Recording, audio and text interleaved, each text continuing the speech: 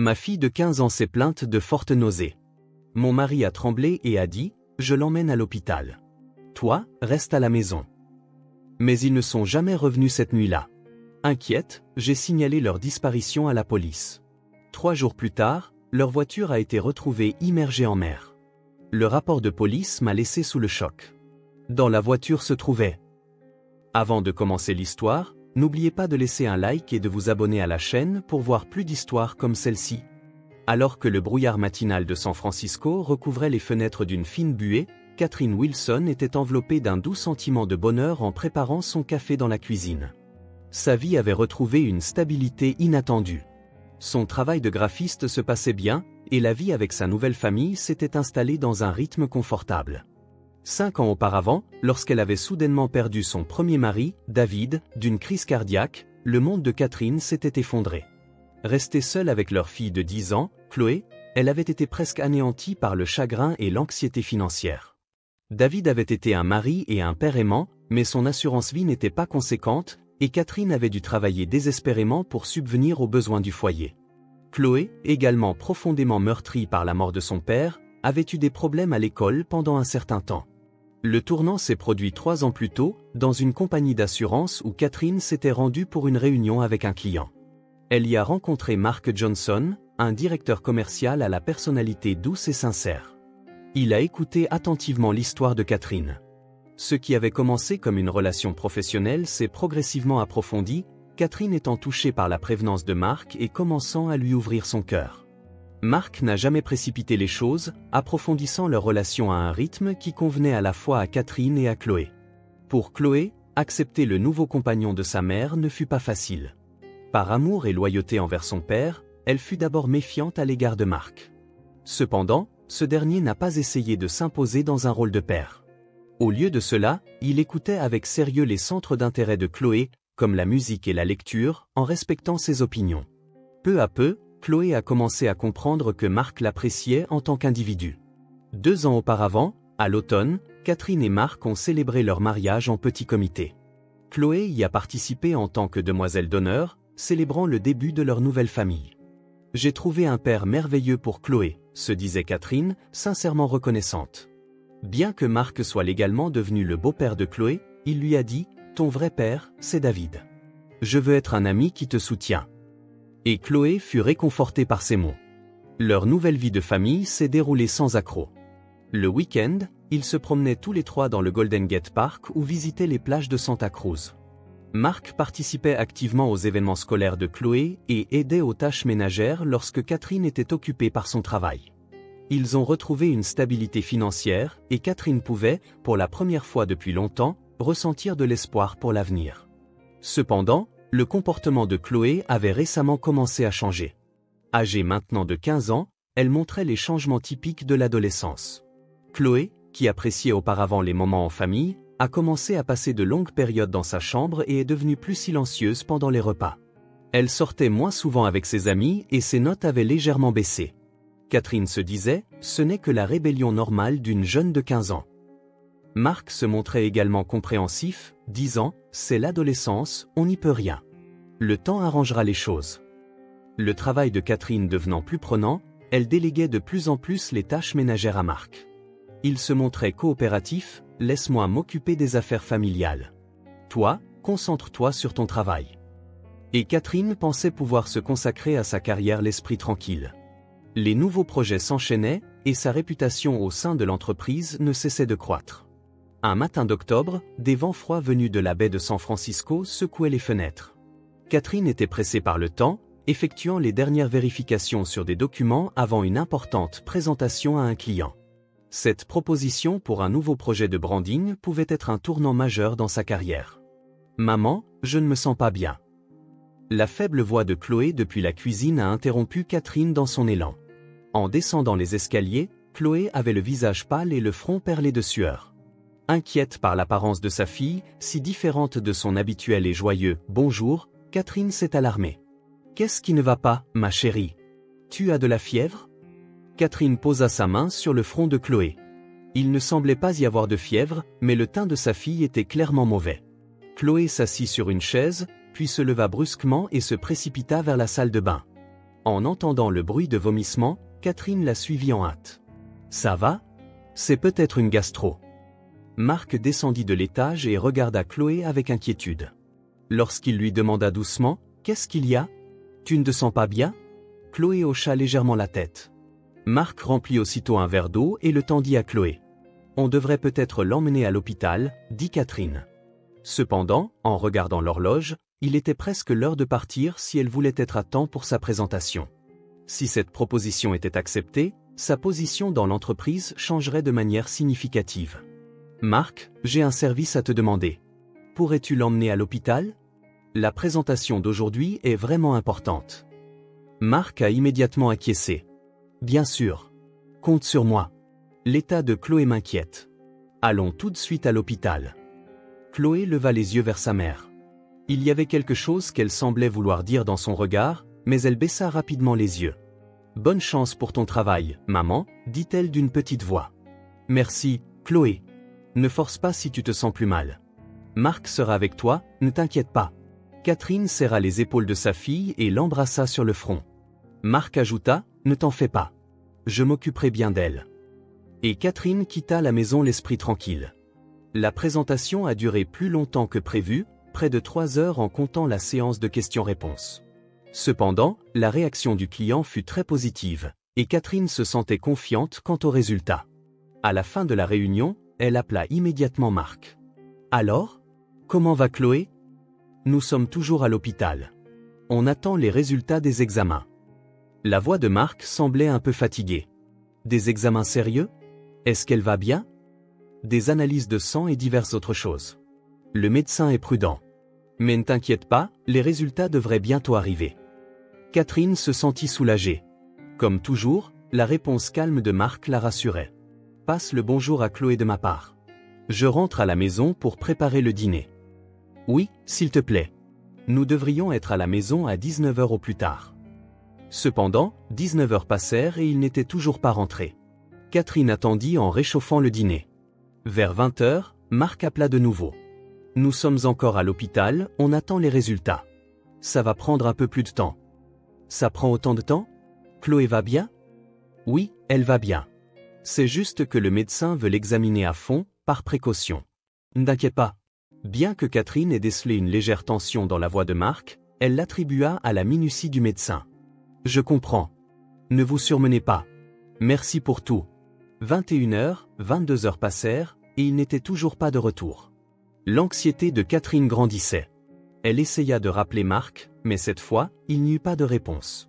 Elle laissa plusieurs messages sur sa boîte vocale, sans recevoir de retour. Paniquée, Catherine appela l'hôpital que Marc avait mentionné. Cependant, l'infirmière de la réception répondit, « Nous n'avons aucune trace de patient portant ces noms aujourd'hui. Il doit y avoir une erreur.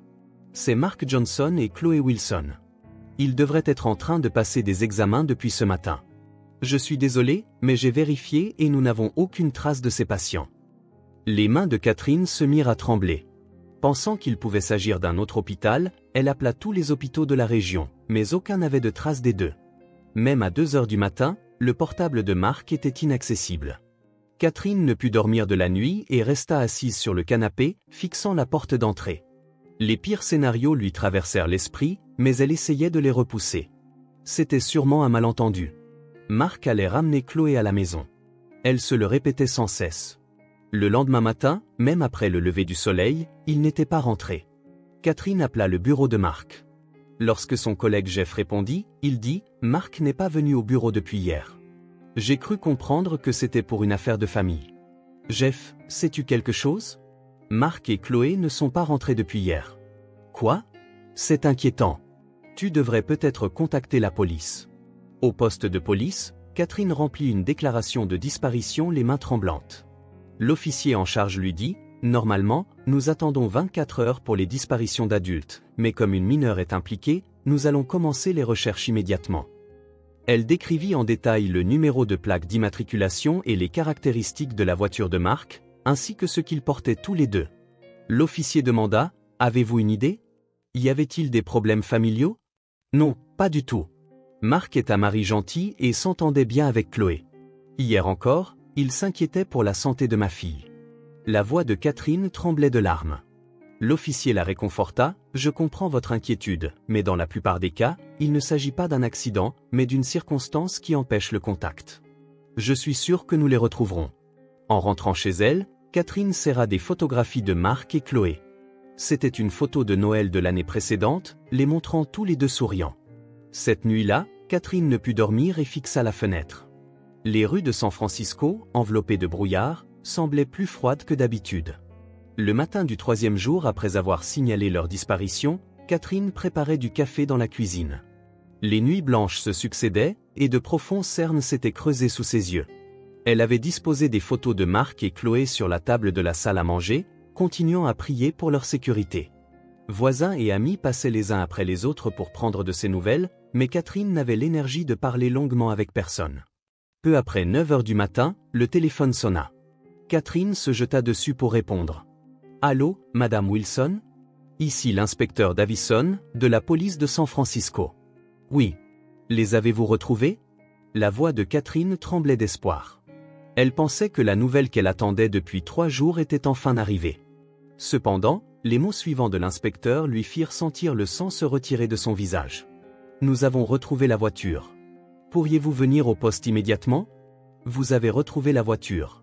Alors ils sont avec ? » Il y eut un silence à l'autre bout du fil. La voix grave de l'inspecteur reprit. « Je vous donnerai les détails au poste.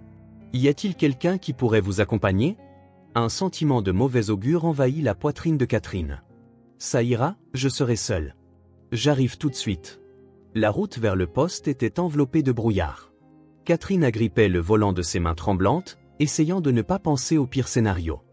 Ils avaient sûrement eu un accident et étaient à l'hôpital. Ils étaient peut-être tous les deux légèrement blessés et se sentaient mieux maintenant. C'est ce qu'elle se disait en arrivant au poste de police. L'inspecteur Davison l'attendait. La cinquantaine, il avait l'attitude calme d'un détective expérimenté, mais son expression était empreinte de gravité. « Madame Wilson, veuillez vous asseoir. » L'inspecteur semblait choisir ses mots avec soin en lui offrant une chaise. Catherine s'assit sur le bord de la chaise et se pencha en avant. La voiture a été retrouvée au fond de l'océan, à environ 200 mètres au large de la plage de Pacifica. Au fond de l'océan ? Que voulez-vous dire ? Catherine dévisagea l'inspecteur, incapable de comprendre. L'inspecteur soupira profondément. Il semble qu'elle soit tombée dans la mer depuis la route côtière. Lorsque l'équipe de plongeurs a inspecté l'intérieur de la voiture, l'inspecteur hésita et prit des documents. Le cœur de Catherine battait violemment. Et eux ? Ma fille et mon mari sont en sécurité, n'est-ce pas ?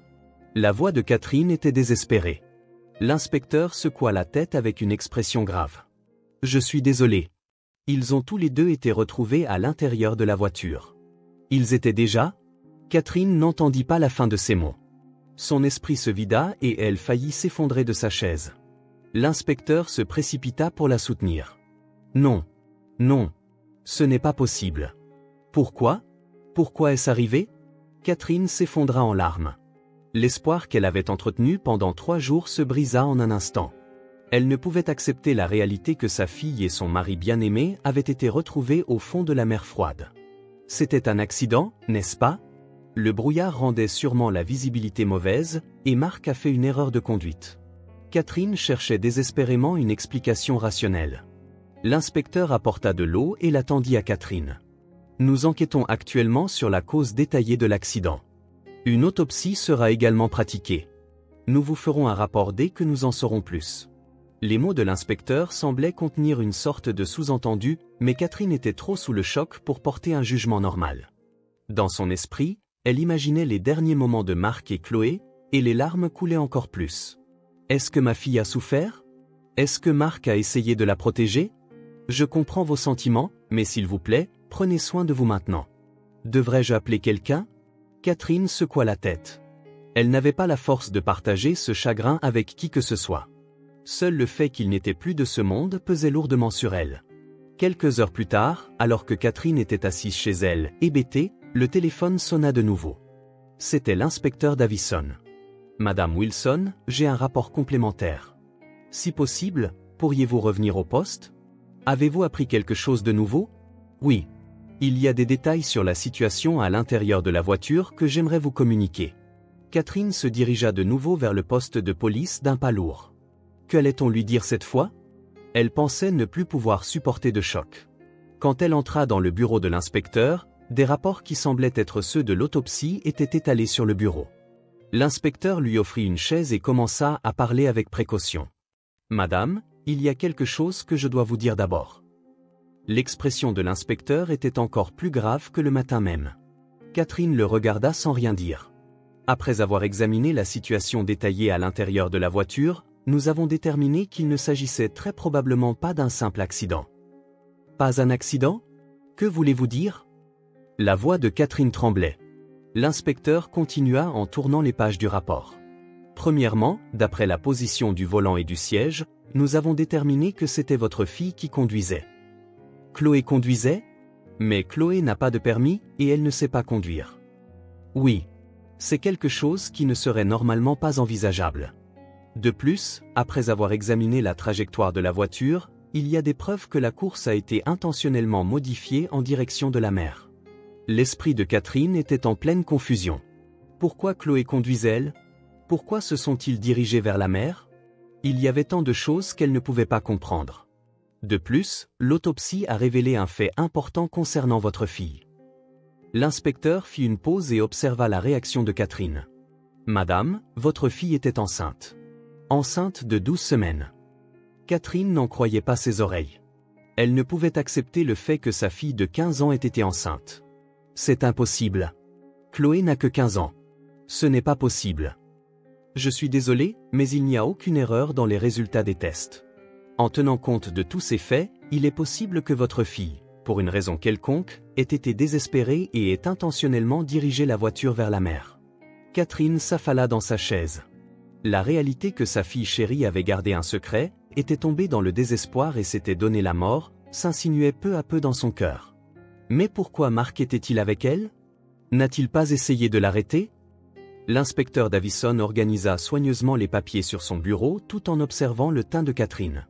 Elle ne pouvait toujours pas entièrement assimiler le fait de la grossesse de Chloé.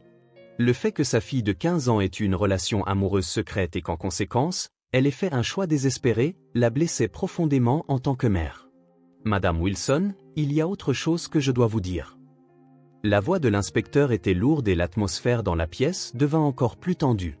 Catherine serra son mouchoir de ses mains tremblantes. « Nous avons effectué un test ADN sur le fœtus. » L'inspecteur fit une pause.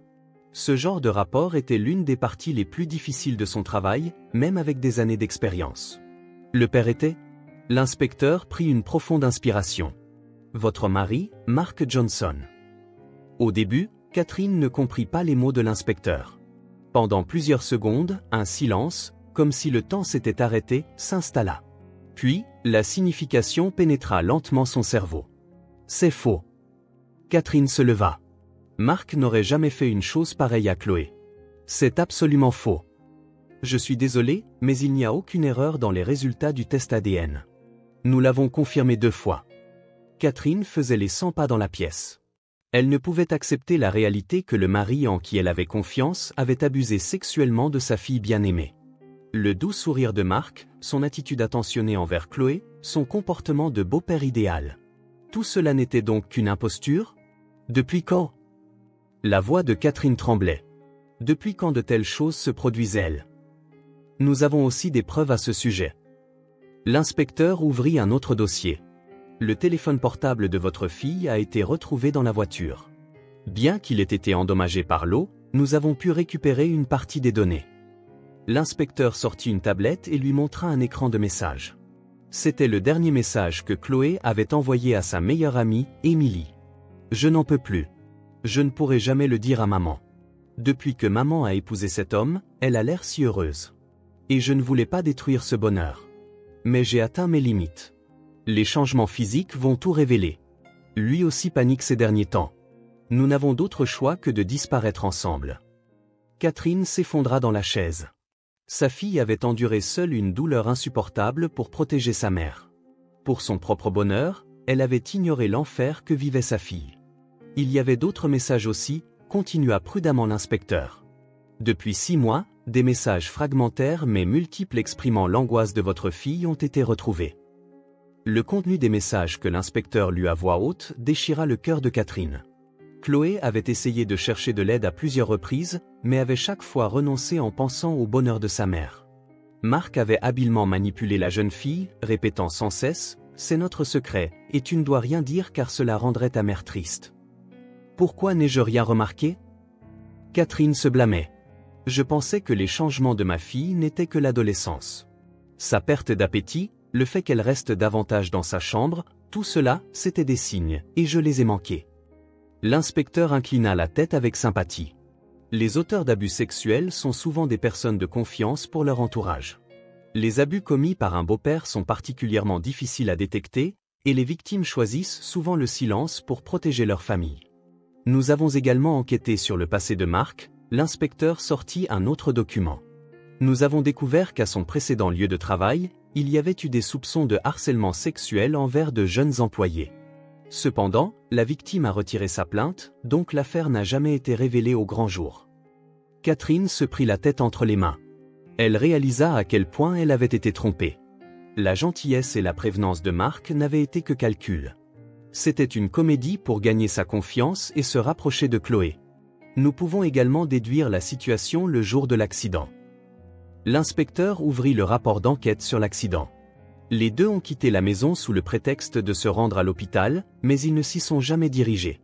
Probablement que lorsque la grossesse a été découverte, votre fille est devenue extrêmement bouleversée et a menacé de révéler le secret. Catherine demanda d'une voix tremblante. Alors, Chloé? Oui.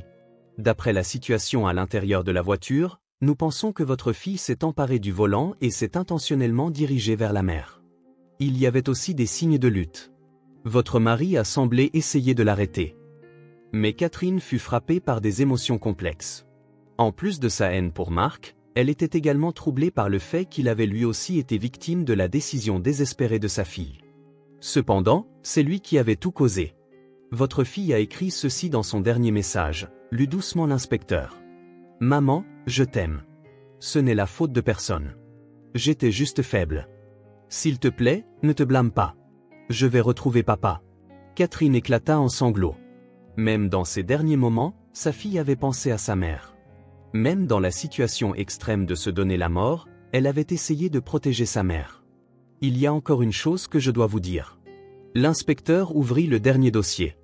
Des preuves importantes ont également été trouvées sur le téléphone portable de votre mari. C'était un message non envoyé que Marc avait composé pour un collègue. Tout est fini. Chloé dit qu'elle va tout révéler. Je ne veux absolument pas que Catherine le sache. Je ne sais pas quoi faire.